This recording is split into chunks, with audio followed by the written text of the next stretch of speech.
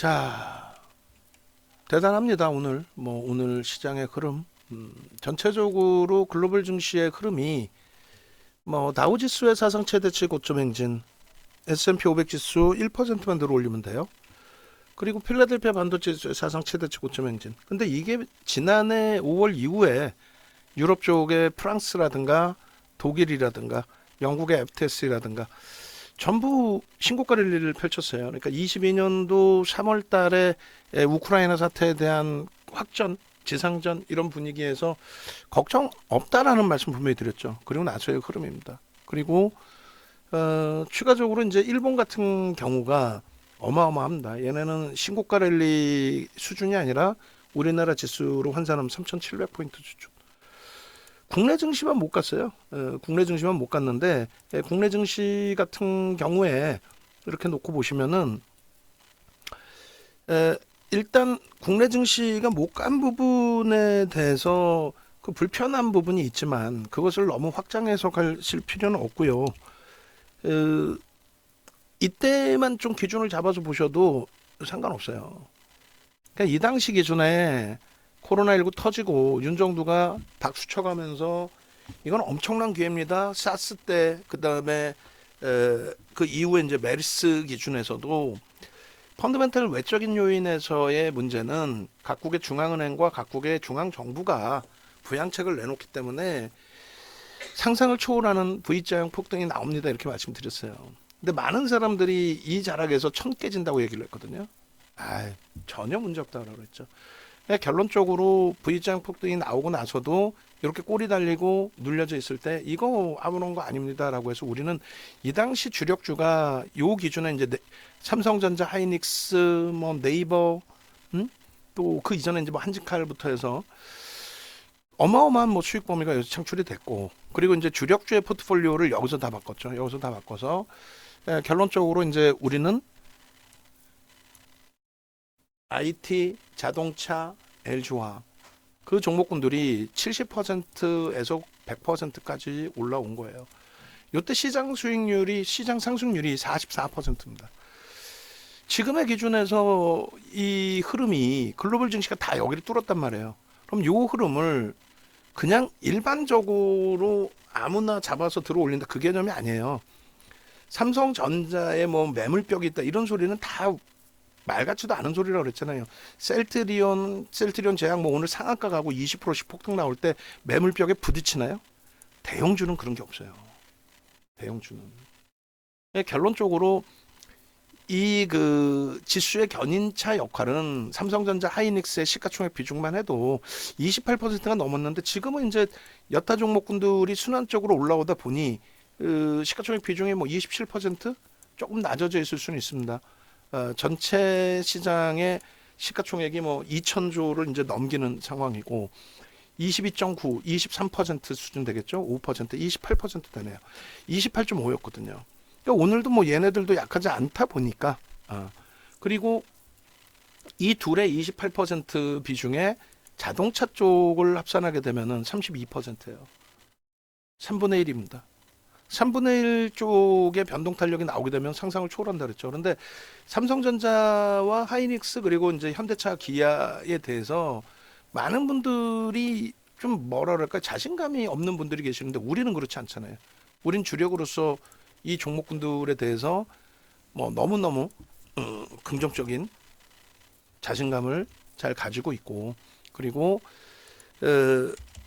지금 작년 1월부터 해서 이들 종목의 흐름이 수급을 놓고 보셔야 되는데 개인 누적 수급 보시면 이래요. 이게 어느 정도 수준인지 조금 이따 이제 보여드릴 건데요. 삼성전자부터 쭉 놓고 보시자 이거예요. 삼성전자 부분이 상상을 초월하죠. 4% 수준에 매집이 돼 있어요. 그러니까 오늘 하루 종일 변동성 매매 때문에 이런 주력주들에 대해서 새 첫날 기준점 제대로 못 잡아드린 부분도 있습니다. 근데 아주 단순한 논리로 놓고 보자 그랬잖아요.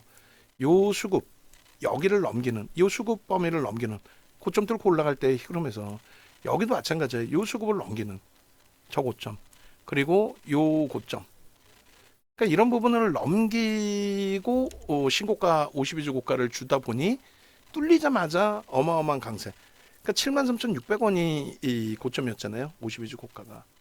그 라인을 뛰어넘고 나서의 흐름, 그런 기준점들을 뭐 제대로 다 인지하고 파악해서 대처해야 된다라는 거죠. 앞전 부분에 이 고점이 수급 논리 이제 설명드리려고 하는 거예요.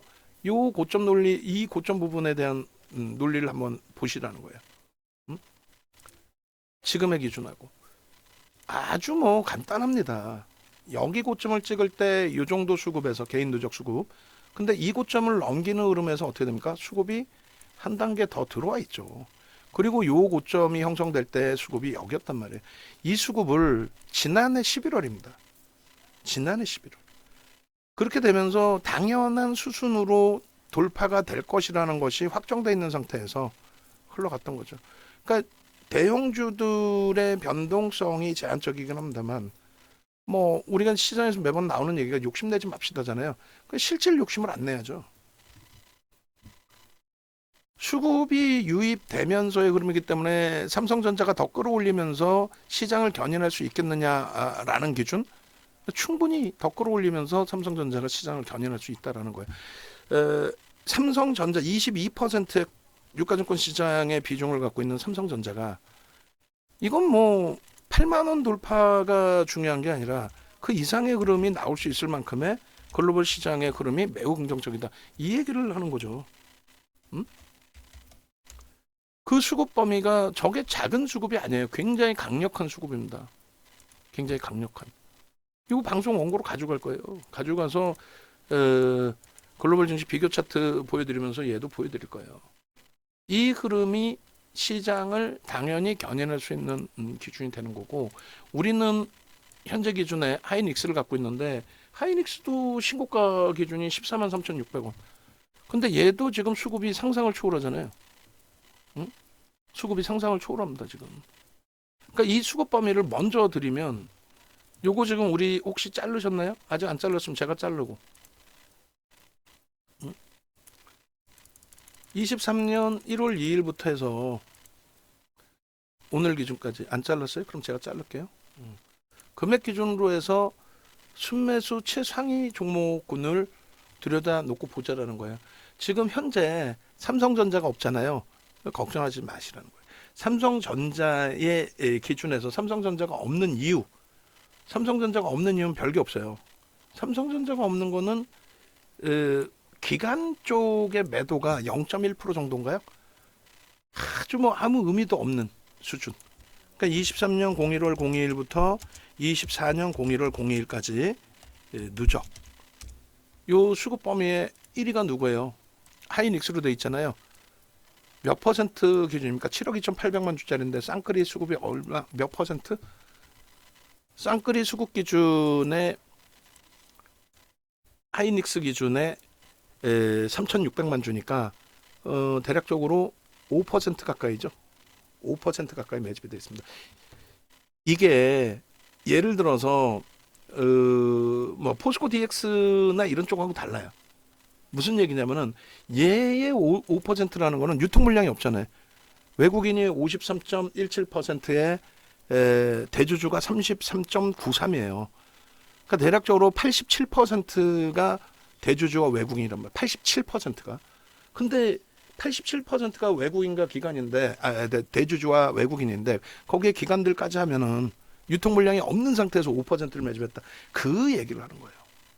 현대차 마찬가지, 기아 마찬가지.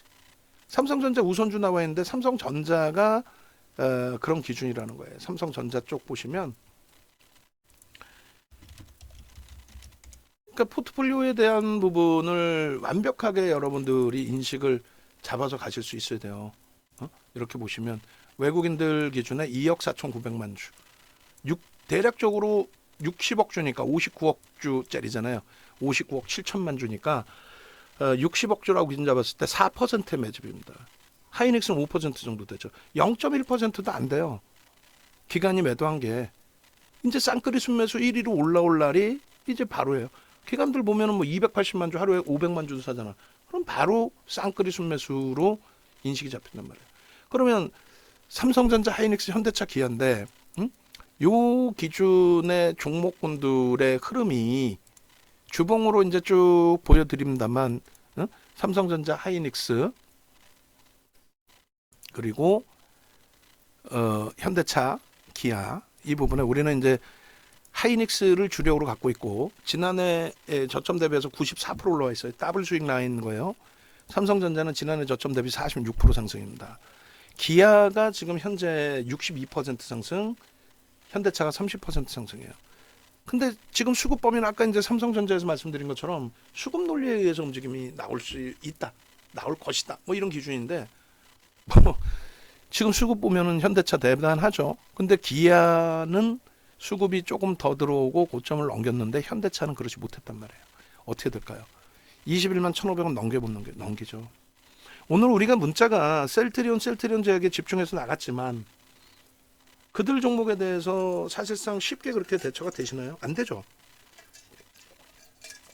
저도 안 돼요. 성환 씨, 나 물 한 통만 더 줘요. 쉽지 않아요. 주력에서 수익이 나 있어야 그런 그 수익 범위를 잡죠. 그러니까 예를 들면 지난해 하반기 기준에 가장 힘들었던 달이 10월입니다. 10월 달 포트폴리오 하이닉스, LG전자, 삼성전기, 현대차, LG화학, 여러분들이 제일 싫어하는 극대형주 기준에서 매입 단가 9월 말 종가 기준에 이런 매입 단가 기준, 그 평균 단가 기준에 이런 수익 범위가 형성이 됐단 말이에요. 9월 말 종가 대비. 그래서 10월 달 포트폴리오의 수익이 10% 형성이 된 겁니다. 10%. 이 계좌 수익 10%, 10월, 11월, 12월 세 달 동안에 이 계좌 수익 10%가 있어야 변동성 매매를 하는 거예요. 마찬가지예요. 11월 달 포트는 20%. 그러니까 10월 달에 10월 말 종가가 시장 지수가 2266까지 밀렸죠. 지금 툭 건들면 3,000이라고 그랬잖아요. 지금 2670이에요. 농담해 해라. 10%? 그거 금방 툭 건들면 10%지 무슨. 시장 지수는요. 그러니까 뭐 시장 지수 뭐 이런 거 운운하고 논의할 그럴 필요가 없어요. 여러분들 기준에. 예? 결론적으로 이 수익 범위들이 이 종목의 하이닉스, 현대차, LG화학 이렇게 가지고 있는데 얘네들이 9월 말 종가 대비 이렇게 움직였어요. 시가총액 규모가 이런 100조가 넘는 하이닉스부터 해서. 그러니까 저런 수익이 있으니까 에코프로 머티리얼즈든 LS 머티리얼즈든 두산 로보틱스든 포스코 DX든 들어갈 수 있는 거죠. 오늘 뭐 두 종목 다 두산 로보틱스, 포스코 DX 흔들흔들했지만 12월 기준에 6.7%죠. 얘네들 평균 단가 요렇게 편입이 된 거지 지금. 거기에 1월 달 포트를 12월 말 종가 기준으로 종목을 한 종목을 늘렸어요. 마이너스 4%입니다. 마이너스 4%인데 이렇게 지난해 4분기의 포트폴리오의 수익이 긍정적이라고 한다면 마이너스 4%가 아니죠. 큰일 날 뻔했네. 0.4%. 1억 가상계좌니까 0.4%의 종가 기준으로 편입된 걸로 설정을 했단 말이에요. 그래서 오늘 뭐 어마어마하게 얘가 밀려있고 합니다만 비중을 어차피 이렇게 설정을 잡아놓은 거죠. 결론적으로 0.4% 눌림목인 부분은 셀트리온하고 셀트리온 제약에서 전부 이미 셀트리온 제약에서 전부 수익 범위로 잡아낼 수 있는 범위 기준이 된다는 거죠. 일단 어찌됐든 현재 기준에 다시 봅니다. 전체 이제 포트폴리오의 기준이 설정이 돼 있다 보니 나머지가 이제 여유로움이 생기는 거예요. 그러니까 삼성전자, 하이닉스, 그다음에 LG전자, 그리고 삼성전기, 그리고 현대차, LG화학, 뭐 기아, 뭐 이런 식으로 이걸 이제 월봉으로 다시금 멀리서부터 놓고 보시면은 일단은 멀리서 놓고 볼 때 2015년 말까지도 저는 설정을 해서 보여드리고 있단 말이에요. 2015년 말 시장 지수 감안해서. 그죠? 그러니까 이런 그 흐름들을 놓고 볼 때 삼성전자의 신고가 부분은 글로벌 증시의 흐름 연동폭하고 비교했을 때 당연히 뚫고 간다. 실적의 전망치가 그냥 우리가 그냥 얘기하는 그 정도 수준이 아니라 어마어마합니다. 지금 뭐 HBM 쪽에 삼성전자의 기술력, 그러니까 하이닉스에 못 미치지 않느냐? 아예 그렇지 않아요. 그러니까 2013년도에 하이닉스가 이제 HBM 처음 양산할 때 개발하고 있을 때 그게 돈이 될까라는 생각을 가졌었죠. 그렇지만 이제 돈이 되든 안 되든 같이 기술 개발을 했고, 그러나 지금의 기준에 이제 엔비디아발 뭐 어마어마한 내용들, 그런 내용들을 바탕으로 해서 삼성전자도 4분기 하반기부터 집중하고 5월 달에 이제 엔비디아가 5월 24일 날 장 마감 이후에 실적이 나왔는데 상상을 초월하잖아요. 그러니까 그런 기준을 바탕으로 이제 삼성전자 쪽에서도 공격적인 기준을 가져갔죠. 근데 이제 HBM이 삼성전자의 D램 쪽 매출의 8%뿐이 안 돼요. 하이닉스 쪽의 기준은 16%뭐 이 정도. 아주 높지는 않아요. 근데 원체 이제 고마진이라 거기에 이제 낸드 쪽의 실적 개선, 그 실적 개선 폭에 대한 그 속도가 굉장히 가파르다는 거예요. 이 부분은 컨센서스를 놓고 보실 때에 굉장히 가파르게 진행되고 있다. 컨센서스 시계열 추이 놓고 보시면 연간 단위의 기준도 마찬가지가 되는데 실적에 대한 전망치 부분에 대해서 뭐 매우 긍정적인 해석 부분들이 계속해서 나와주고 있다라는 거예요. 영업이익, 순이익, 뭐 2025년도까지. 극대용주는 그 실적 부분에 대해서 25년도까지 다 들여다볼 수 있거든요. 그렇게 해서 뭐 삼성전자나 하이닉스 같은 경우는 누가 뭐 저평가네 아니네 얘기할 기준 자체가 되지 않죠. 저평가죠. 얘네들을 국내 증시에서 비교할 수는 없고 글로벌 증시의 비슷한 업종군들의 흐름을 놓고 올 때 하다못해 마이크론 테크놀로지사와 SK 하이닉스 기준에 마이크론 테크놀로지사의 시가총액이 지금 더 높아요. 말 같지도 않은 소리죠. 그만큼 과하게 이제 제한적인 흐름, 눌림목이 있었는데 저 15만 원이라는 고점을 당연히 넘길 수 있습니다. 당연이라는 부분은 실적 범위가 이제 순이익 10조까지 예상을 하고 있어요. 이게 2018년도 형성하던 순이익 규모예요. 근데 제가 볼 때는 올해의 실적도 굉장히 가파르게 개선되기 때문에 뭐 빠르게 전망치가 더 상향될 수 있다는 거고 사상 최대치가 순이익 기준에 15조거든요. 그게 2017년인데 그 당시 대비해서 여러 가지 부분을 감안했을 때 지금 이제 M2 강의 통과, 그러니까 현금 화폐 가치에 대한 해석을 한다면 화폐 가치의 훼손, 그게 이제 인플레이션으로 나타나 있는 거죠. 지금 뭐 물가 많이 올랐다는 표현 말씀 많이 하시잖아요. 그 기준.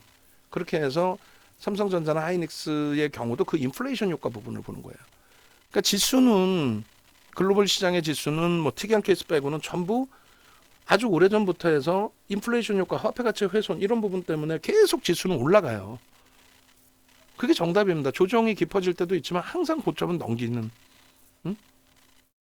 결론적으로 주력주들의 이러한 그 흐름이 결국은 시장의 지수를 당연히 글로벌 시장의 추이하고 똑같이 맞춰서 3,000포인트 위쪽으로 당연히 들어올릴 거란 말이에요. 이달 말에 3,000포인트 가더라도 이상한 게 없어요. 아까 지수 그 보여드린 것처럼 한 달에 뭐 18%씩도 지수가 올라와요. 물론 코로나19 이후의 흐름도 있었고 여러 가지 기준도 있지만 종목도 마찬가지예요. 주간 단위에서 삼성전자 5%의 상승률 뭐 쉽게 나옵니다. 지금 5%라면 84,000원이 되는 거예요. 그럼 지수는요. 훌쩍 2,800 가는 거예요. 별거 없어요. 그러니까 자꾸 뭐 그 지수 따로 보고 종목 따로 보고 그러실 필요가 없다라는 게 우리는 이제 대형주, 극대형주 위주에서 보기 때문에 그러한 흐름들은 뭐 차분차분 대처하셔도 제가 이끌어드리는 대로만 움직임을 가져가셔도 무리수 없습니다. 그리고 자동차는 뭐 상상을 초월하는 실적을 내고 있는데 주가가 못 움직였었는데 그 부분에 대한 수급 범위가 이제 재차 확산이 되고 있기 때문에 저 앞부분의 고점, 그러니까 현대차가 25만 원, 30만 원 가는 게 전혀 이상하지 않아요. 30만 원 가더라도 이상할 게 없습니다. 이 고점 넘기는 기준 당연히 나와야 되는 거예요. 슈팅이 나올 수 있느냐? 당연히 나오죠. 그리고 이제 달러 부분의 강세 부분이 이제는 슬슬 이제 달러화가 강세를 조금씩 제한적으로 형성하고 있죠. 작년에 중간 선거 때문에 강달러 기조를 좀 더 확산시켰던 부분이 있다면 중간 선거 뭐 다 끝났고 내년에 대선인데 이제는 뭐 레임덕 들어가 있는 상태이고 그래서 환율 자체를 그렇게 비이성적으로 움직임을 가져가기는 어려울 거란 말이에요. 그러면 정상적인 환율로 회귀된다 했을 때 수출주들의 불편함이 있지 않느냐 이렇게 해석할 수 있는데 지금 그렇게 따지면 현대차나 기아의 실적이 지금 엔화가 초약세잖아요. 그럼에도 불구하고 자동차의 실적이 상상을 초월한단 말이에요. 우리나라 23년도 영업이익 1위가 현대차예요. 2위가 기아고. 그래서 원화가 강세를 띠게 됐을 때 가격 경쟁력에 대한 불편함? 그건 이제 없어요. 반도체나 자동차 쪽에서 가격 경쟁력에 대한 불편함이 없습니다. 그러니까 원화 강세 띠더라도 수출주에 대한 불편함이 제한적이라는 거고, 원화가 강세를 띈다라고 한다면 지금부터는 이제 외국인들 매수가 들어올 가능성이 높죠. 환율 기준에서 논리로 따질 때. 왜냐하면 이제 원화가 앞으로 강세를 띈다 그러면 지금 빨리 사는 거죠. 지금 1달러에 예를 들어서 1,300원이다. 예를 들면 1달러에 1,300원 주고 사서 주식 아무거나 사두고, 그러고 나서 나중에 2007년도에 경기가 가장 화랑세일 때 원화가 900원이 이탈됐었거든요. 899원까지. 만약에 900원까지 내려가면은 앉은 자리에서 환차 이익이 얼마야? 한 40% 나오죠. 그러니까 환차 이익을 보려는 그 수급 범위가 유입될 수도 있다, 그 얘기예요. 시장에서 이제 뭐 원화 강세, 뭐 달러 약세 이 부분 얘기 나오는 게.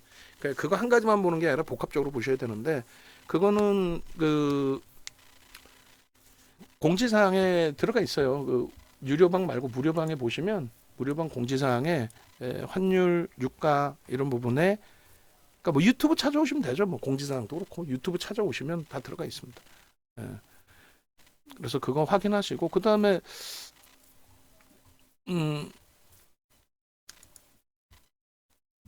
그 시황 부분, 머니올라나 이런 부분도 확인해서 놓고 보시고, 결론적으로 현재 기준에서 뭐 다시금 확인하시면 이제 현대차, 기아까지, 그다음에 이제 LG화학 부분은 하방은 이제 일단 잡고 있어요. 수급 굉장히 많이 나왔잖아요. 근데 이게 물량으로 따질 때 어마어마한 물량이 출하된 건 아니고요. 지금 대주주하고 외국인 합산하면은 유통 물량이 없어요. 얘도 83%, 84%가 대주주하고 외국인, 84가. 거기에 이제 기간 물량 하고 나면 유통 물량 별로 없는데 과하게 많이 나왔죠.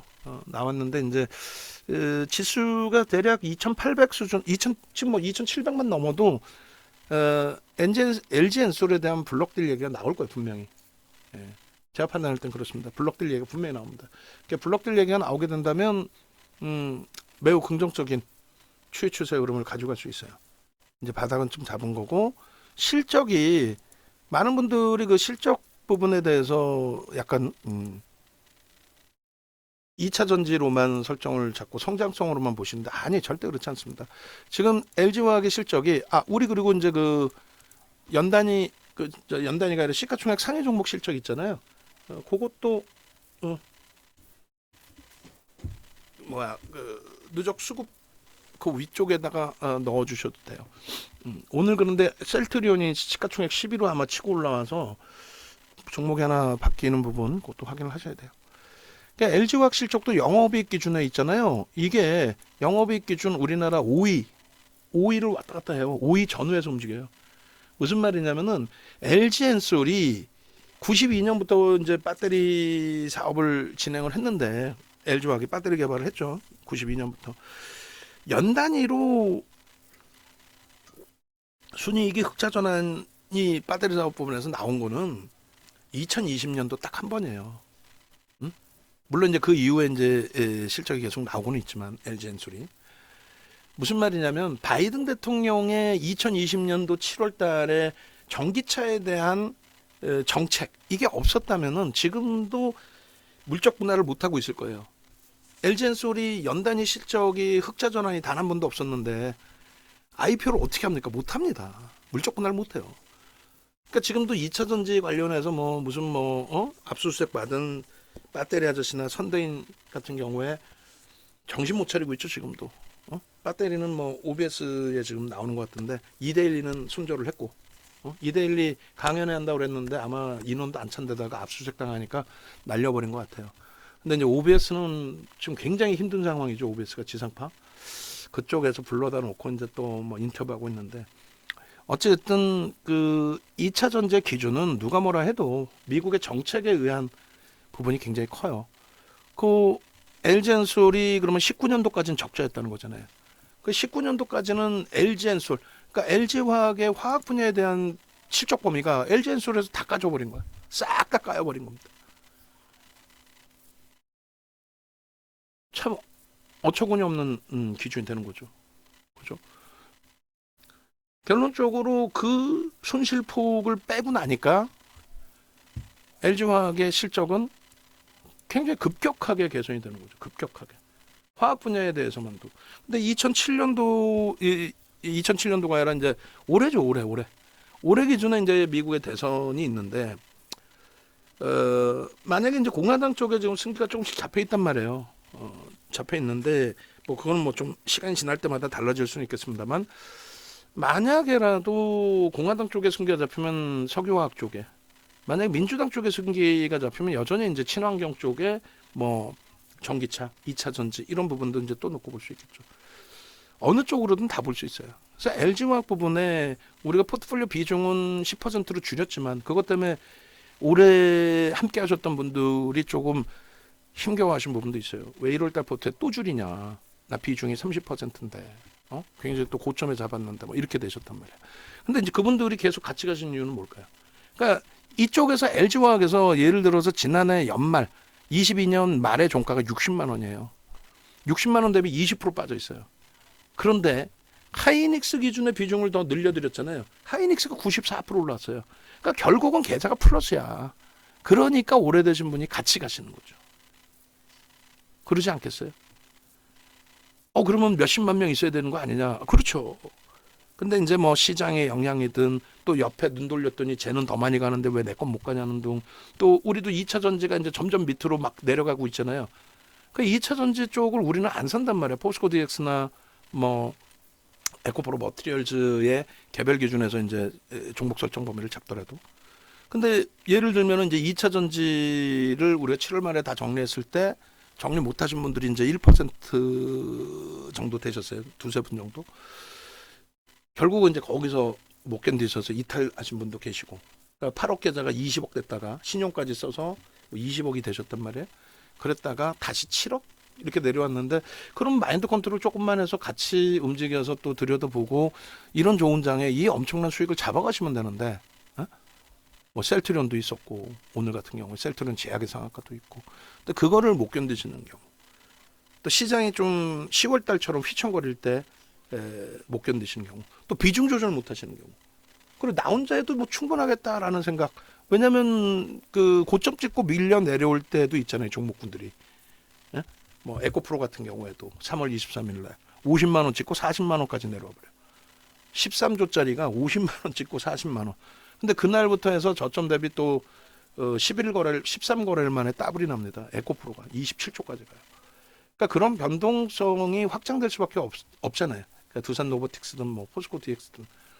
그러니까 그런 부분에서 이제 이탈하시는 경우들이 있는데 포트폴리오 구성을 하고 수익 범위에 대해서 차분하게 대처를 해나가면 그러니까 주력주 포트가 있고 변동성 포트가 있다면 그렇다면 지금장 너무너무 좋은 장이라는 거예요. 다른 거 다 필요 없이 글로벌 증시가 사상 최대치라는 거. 또 국내 증시 지수? 이건 뭐 삼성전자, 하이닉스, 현대차, 기아, 또 LG화학 이런 쪽에서 좀 움직이면 되는데 실적은요. 얘네들도 지금 상상을 초월하게 실적이 개선돼 있다는 거예요. 그러면 얘네들의 주력이 끝나 있는 거니까 그 다음 변동성 범위를 한미반도체든 IT의 비중을 같이 잡아놓은 거예요.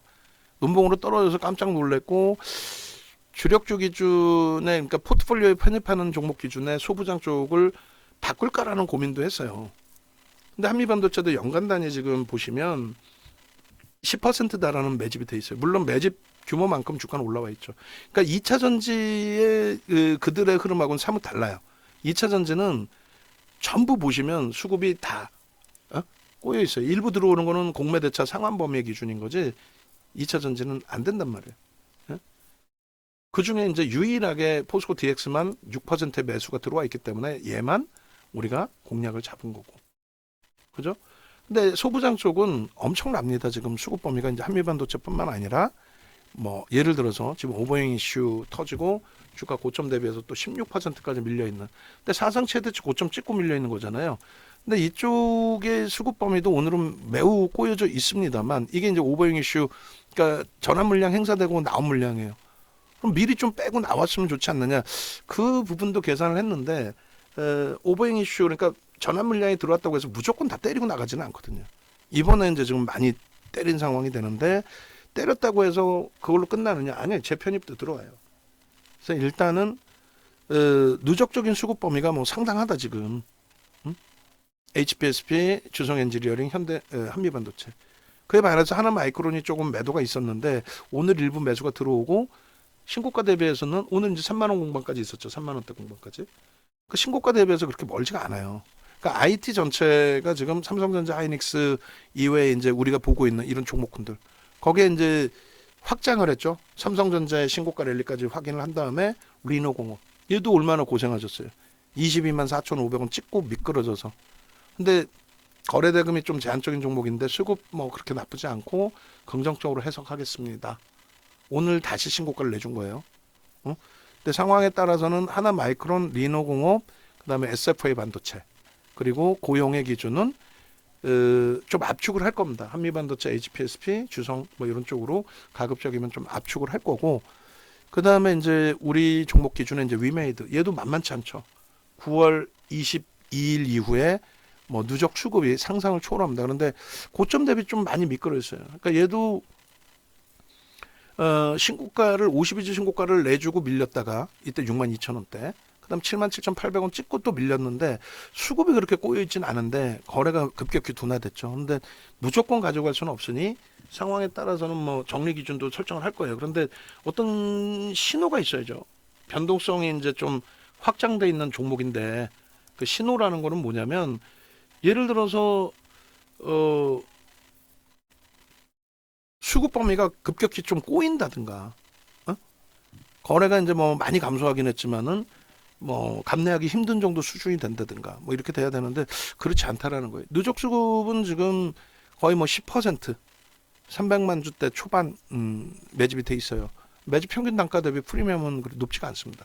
근데 이제 거래가 제한적이기 때문에 공격적인 매수 사인을 내기보다는 관망을 하다가 거래 터지면 이제 진입하는 걸로 그렇게.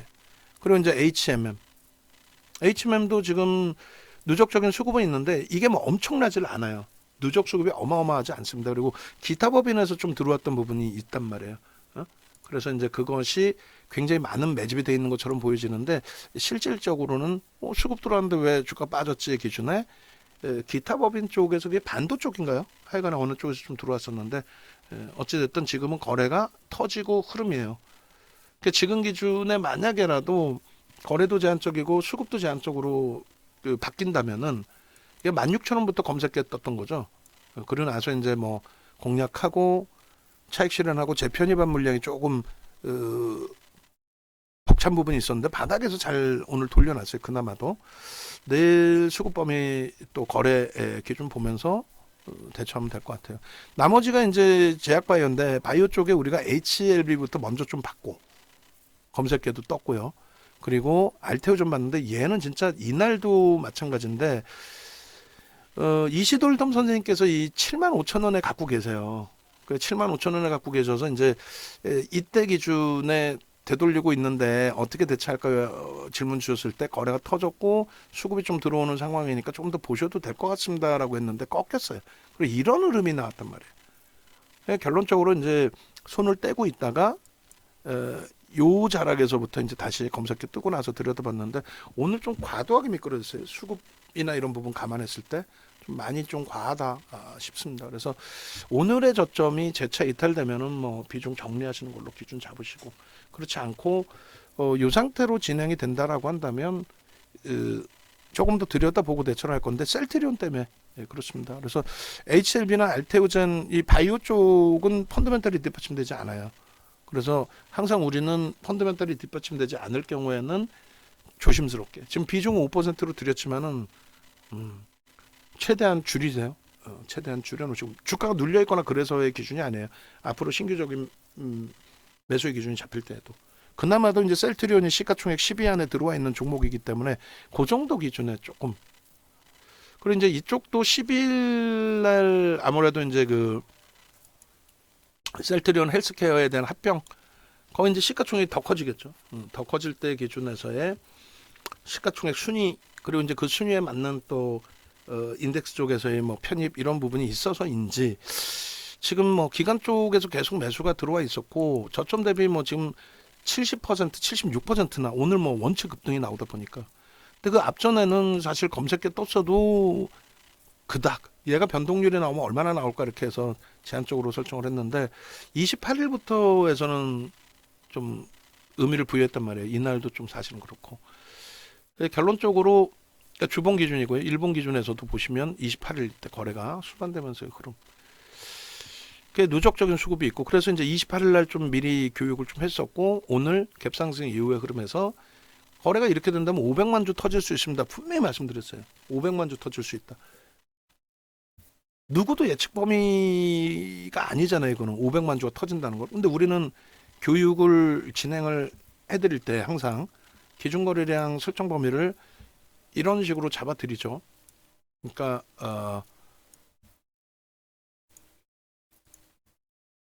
지금 현재 설정되어 있는 범위에서 개장 초 30분 동안에 20%. 그러니까 100만 주 터질 때 교육을 해드렸었는데 그게 이제 9시 반, 그러니까 오늘 기준에 10시 반이었죠. 그러면 100만 주라면은 고점을 계속 단계별로 넘기면 500만 주까지 터질 수 있겠다.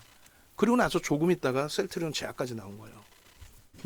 그 셀트리온 제약도 포착이 되고 우리는 셀트리온의 매수 사인을 냈기 때문에 제약 부분을 아쉽게도 문자를 안 냈어요. 보통 때 같으면 내거든요.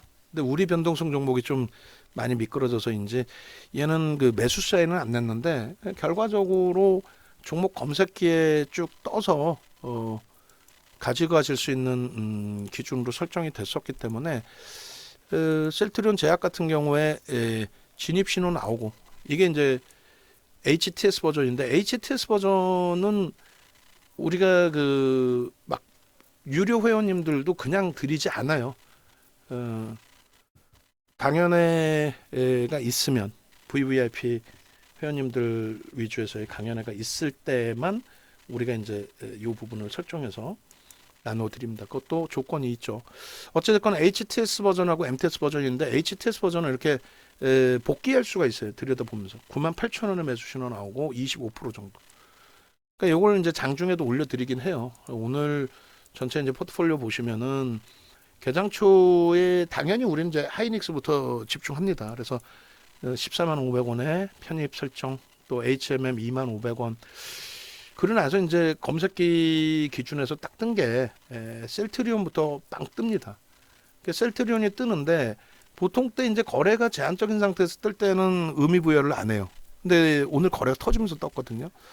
21만 원인데 그 이전에 떴어요. 그래서 설정 범위를 편입으로 잡아드렸고 두산 로보틱스 이제 질문 주셨는데 일단은 개별 매매가 뭐 원활하시면 편입 차익 실현 잡으실 수 있지만 가급적이면 포트폴리오 구성되어 있는 거라서 뭐 수급 보고 대처하겠습니다 이렇게 말씀드렸단 말이에요. 어찌 됐든 결론적으로 질문 주실 때보다 종가는 더 밀려 있어요. 그런데 이제 유지 전략으로 대처하고 있는 거고 일단 계속 이제 뭐 셀트리온, 레이크 머티리얼즈, 일단 문자까지 일단 셀트리온 나갔습니다. 그다음 셀트리온 제약이 99,200원인데 아니에요. 98,000원에 떴죠. 그리고 119,800원, 12만 원이니까 대략 여기서부터도 20% 이상. 대박이죠, 뭐. 레이크 머티리얼즈는 12월 11일 날도 이렇게 설정을 잡아드렸었어요. 지금 기준에 뭐 레이크 머티리얼즈도 꼬리 달고 내려가서 뭐 매도 신호 다 나온 상황이 되는데 결론적으로 포트폴리오의 구성이 이렇게 잘 돼 있다 보니까 그러다 보니까 뭐 셀트리온 16만 5천 원 수준 그다음 검색기만 하나 갖고 계셨어도 이 수익 범위 뭐 다 가지고 가실 수 있는 거 아니에요. 알테오젠도 오늘 굉장히 많이 미끄러졌다 조금은 돌렸는데 말씀드린 것처럼 HLB 알테오젠 비중은 이제 우리가 보통 5% 미만 잡아드리니까 되돌릴 때 기준에서 내일도 나쁘지는 않을 것 같아요. 누가요? 셀트리온하고 셀트리온 헬스케어의 수급 범위가 그렇게 부정적이지 않기 때문에 이제 셀트리온 제약 헬스케어가 아니라 제약이죠. 제약은 지금 상한가고 셀트리온이 시간 내에서 0.65 강세인데 만약에 셀트리온 조금 더 강세 뛰면 바이오 쪽의 전체적인 흐름에 대해서는 긍정적으로 형성이 되겠죠. 요게 이제 셀트리온 제약이에요. 계속 뜹니다. 한번 뜨면. 그러니까 이런 기준의 설정 범위를 뭐 VVIP 방에서는 다 가지고 가고 있었고 알테오젠 뭐 손절 범위 89,300원을 잡고 그리고 돌릴 때 기준에서 뭐 들여다보실 수 있겠다에 설정을 잡아드린 거예요.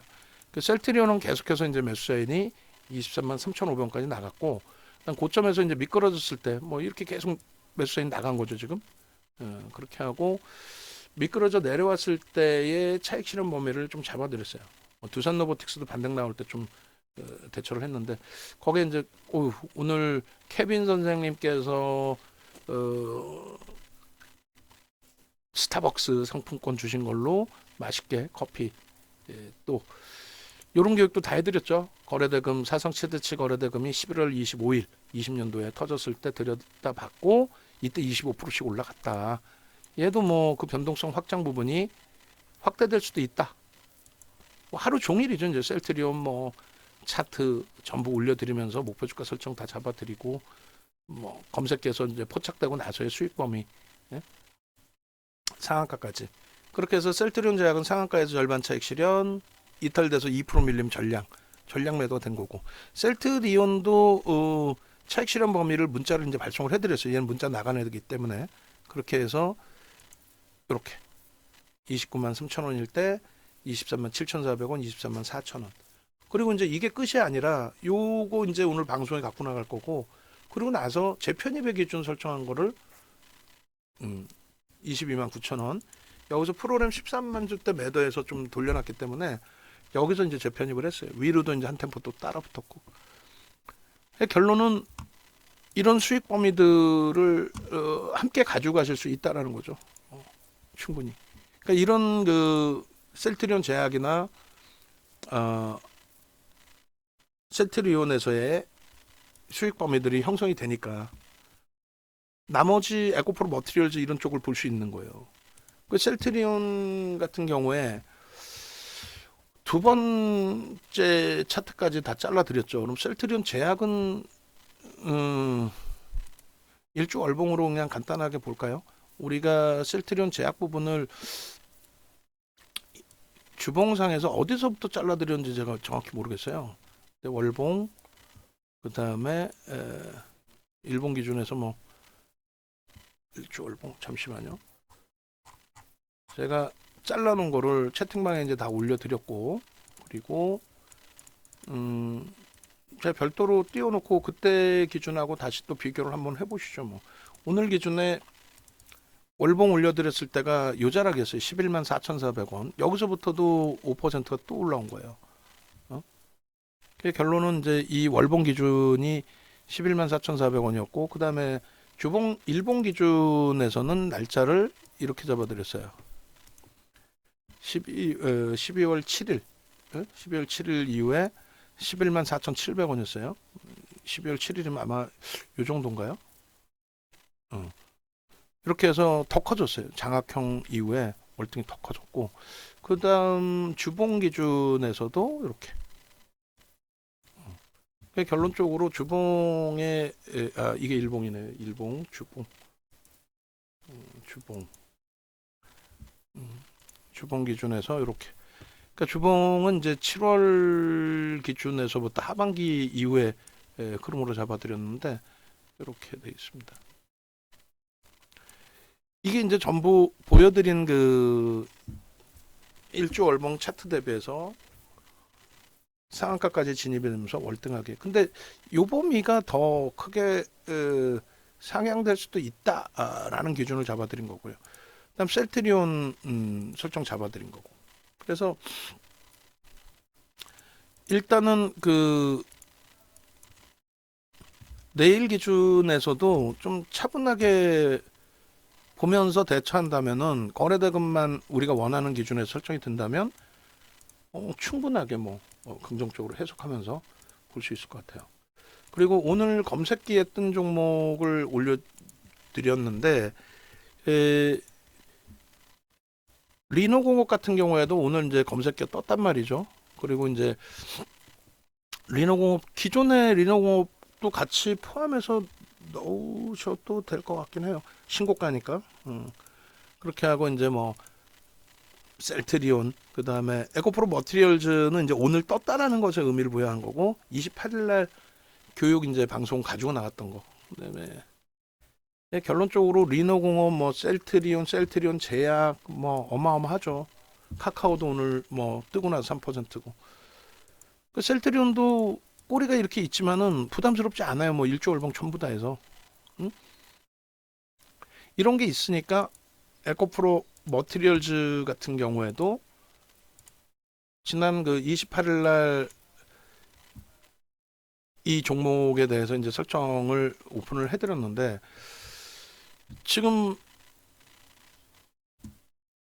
대단한 거죠. 추가적인 강세 부분 20만 원 수준까지 오늘 6% 이상 7%인가요? 얘도 뭐 굳이 지금 투자 경고기 때문에 새롭게 뭐 뜰 필요도 없을 것 같아요. 지난 연말 기준에서 충분하게 설명을 드렸고 그래서 결론적으로 에코프로 머티리얼즈의 경우에도 지금 원체 이제 오늘 뭐 셀트리온 때문에 나머지 종목군들에 대해서 뭐 그렇게 크게 변동성에 대해서 교육을 해드리지는 않고 있습니다만 얘도 뭐 어마어마한 거죠 지금 거래 수반되고의 흐름 그 다음에 수급 범위가 이제 그 외국인들 쪽하고 연기금이 이제 어떻게 진행이 되느냐 그걸 좀 보자 그랬어요 연기금이. 그리고 이제 포스코 DX하고 이제 두산 로보틱스도 같이 이제 들여다볼 겁니다. 그래서 뭐 제주 반도체 같은 경우도 그냥 뭐 검색기 기준에서 보시면 될 것 같고요. 이제 마무리 슬슬 해드리면 두산 로보틱스가 오늘 외국인들의 매도로 인해서 이제 밀렸는데 외국인들의 비중이 3% 수준까지 늘어났다가 또 이제 축소됐다가 이런 기준이에요. 그러니까 1.55에서 27만 3천 주 들어오면서 6.97, 91. 근데 차익 실현을 하는데 밑으로 막 집어던지는 건 아니야. 그리고 이 외국인을 한 명이라고 볼 수는 없죠. 수많은 외국계 기관 투자자 또 한 명이 아닌 프로그램을 쓰지 않는 또 외국인들 쪽의 기준 뭐 여러 가지. 결론은 외국인들이 이제 전부 2%가 또 더 나간다라고 해봐야 제한적으로 2% 나간다고 해봐야 130만 주기 때문에 지금 거래가 줄긴 했습니다만 그것 때문에 이제 추세가 무너진다 보지는 않아요. 다만 이제 여기도 오버행 이슈가 있어요. 그러니까 HPSP가 오버행 이슈가 형성되고 난 이후의 흐름이잖아요. 그래서 HPSP의 흐름처럼 오버행 이슈가 있기 때문에 그러니까 그 보호해수 물량이 풀리는 게 한 200만 주 가까이 된단 말이죠. 그 불편함이 있어요. 그런데 유통 물량이 제한적인 상태에서 그 보호해수가 풀리는 거기 때문에 그 물량이 뭐 다 나온다 이렇게 해석할 필요도 없고 연기금이 제한적이지만 계속 사고 있어요. 그러니까 또 연기금 지분 신고가 나올 수도 있고 그 연기금 지분 신고 나오면 또 심리적으로 또 한번 움직임 줄 수 있죠. 그래서 일단은 오늘 그 변동률이 확장돼 있긴 하지만 내일 기준에서도 들여다볼 때 프로그램 쪽의 기준점을 좀 잘 보겠다. 그 다음에 개인 선호 창고 그리고 연기금 쪽의 수급도 마감 이후에라도 또 들여다보면서 설정을 잡아가겠다. 이렇게 기준을 좀 잡을 겁니다. 그러니까 그런 맥락에서 좀 놓고 보시면 될 것 같아요. 그러니까 오늘 주가 조정이 크게 무리는 없다라는 부분을 말씀드리는 거고, 그다음에 포스코 DX 이제 오늘 엄청난 음봉이 떨어진 거예요. 그런데 포스코 DX도 보시면 이제 프로그램 쪽에 매수 대비 이제 외국인 매도가 있습니다만 얘도 이제 그 말씀을 드렸어요. 연기금 쪽이 갑자기 이렇게 들어와요. 그러니까 이제 이거는 그냥 우리끼리 하는 얘기예요. 약간의 뭐 음모론이 될 수도 있는데 총선을 앞두고 시장의 흐름에 대해서 시장 견인을 하겠다. 뭐 국민연금의 주식 비중을 늘리는 쪽도 한 가지 방법이 될 수 있겠죠. 그러니까 뜬금없는 말 같지도 않은 공매도에 대한 제도 정리한다. 이거는 말이 안 되는 거거든요. 그 뭐 정신 나간 그 배터리 박순혁이나 그 완전 주가 조작하는 그 앞잡이 노릇을 한 아유 어찌됐건 뭐 그 얘기하면 또 길어지니까 공매도 부분에 대해서 일반적인 그러니까 일반적인 분들 좀 순수하신 분들을 박순혁이나 그 선대인 씨 이런 양반들이 완전히 가스라이팅을 한 거죠. 쇠뇌를 시킨 거죠. 2차 전지가 기술적으로도 뭐든 안 된다 싶으면 차익 실현하고 나와서 다른 종목에서 수익을 내면 되지. 우리가 뭐 제도를 개선하려고 시장에 뛰어든 것도 아닌데. 어찌됐든 결론적으로 현재 이제 기준에서 이제 설정해서 놓고 보실 때에 뭐 정부의 정책은 양도세도 완화해주고 이런 부분들이 시장에 대해서 글로벌 증시 대비해서 이제 많이 지금 내려와 있는 상태잖아요. 쫓아가지 못한 상태인데 이런 부분을 긍정적으로 해석을 할 수 있단 말이죠. 그것에 대해서 뭐 공매도 부분이나 공매도 금지나 또 양도세 부분에 대해서 이제 확대를 해준 부분 규모 자체를, 그리고 국민연금 쪽에 제 시각이 그런지 몰라도 우리 종목 위주로 변동성 종목도 위주로 국민연금의 수급이 이렇게 좀 들어와요. 그러니까 두산 로보틱스 같은 경우 규모가 좀 줄긴 했지만 누적적으로는 어마어마하고, 그리고 포스코 DX의 지금 국민연금의 매수도 만만치가 않습니다. 뭐 비율로는 높지는 않아요. 그런데 뭐 원체 66.6% 수준의 대주 지분, 그다음에 외국인이 6.9, 거기에 이제 국민연금이 계속해서 지금 뭐 수급 우위를 점해주고 있다 보니 과하게 미끄러지긴 했지만 과하지 않느냐 이런 해석을 좀 하면서 들여다보겠다는 거예요. 그냥 뭐 빠르게 잘라내고 그런 그 대처보다도. 근데 이제 마지노선은 정해야 되겠죠. 그래서 오늘 76,600원, 7만 원 이탈되면 일단 정리하고 재편입한다 이렇게 기준 잡아드렸는데, 정리를 못하신 분들의 기준에서는 다시금 또 69,200원을 잡아드렸고요. 그리고 이제 전체적인 기준에 일단은 유지하면서 좀 더 들여다보겠다라는 설정을 잡아드렸어요. 마지노선은 어찌됐건 설정을 해서 대처한다라는 쪽의 기준을 잡아드리도록 하겠습니다. 그래서 결론적으로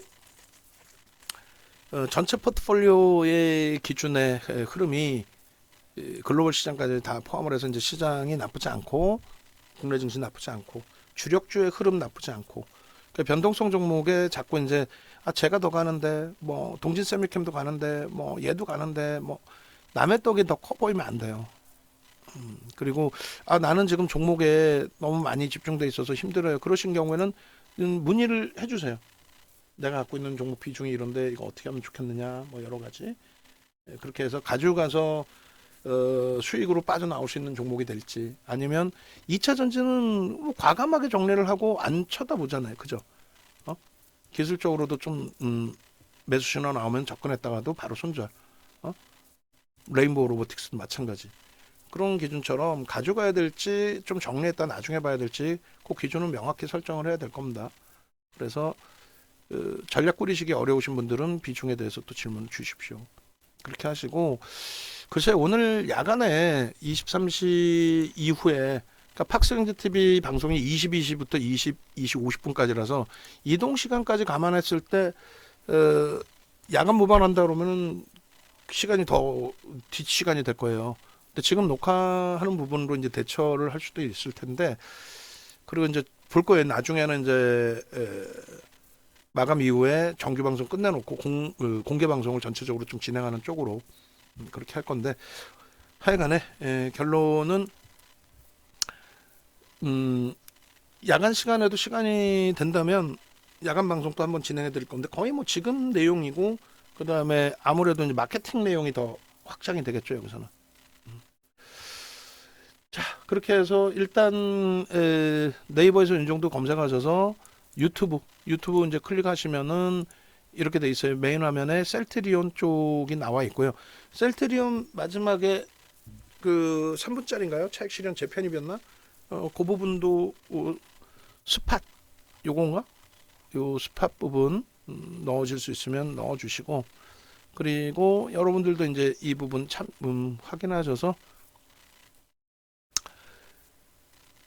수익 확장하시는 데 도움 되셨으면 하고, 그 다음에 공식 홈페이지 있어요. 찾아오시면은 공식 홈페이지 이렇게 돼 있습니다. 그래서 일단 뭐 풍문으로서 이게 없나요 지금?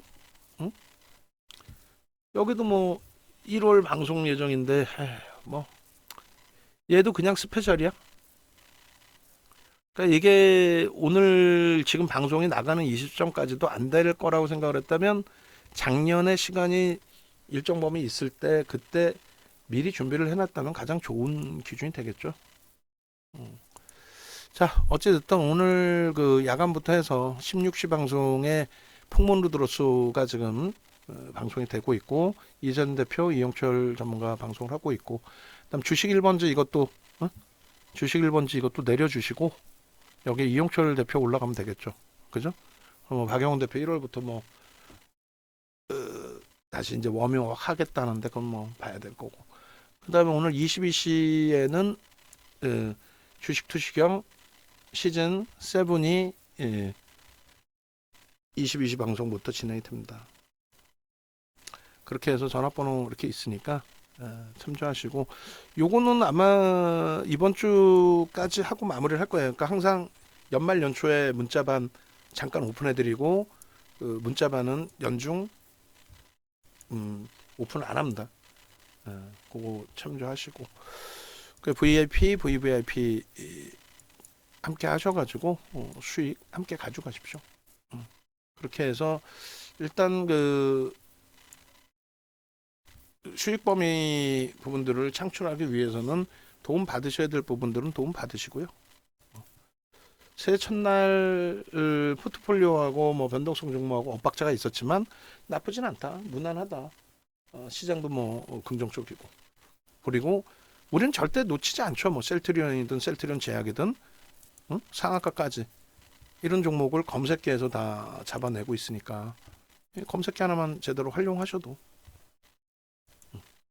자, 이렇게 해서 마무리해드리고 야간 방송 진행해드릴 수 있으면 그때 또 함께 하도록 하겠습니다.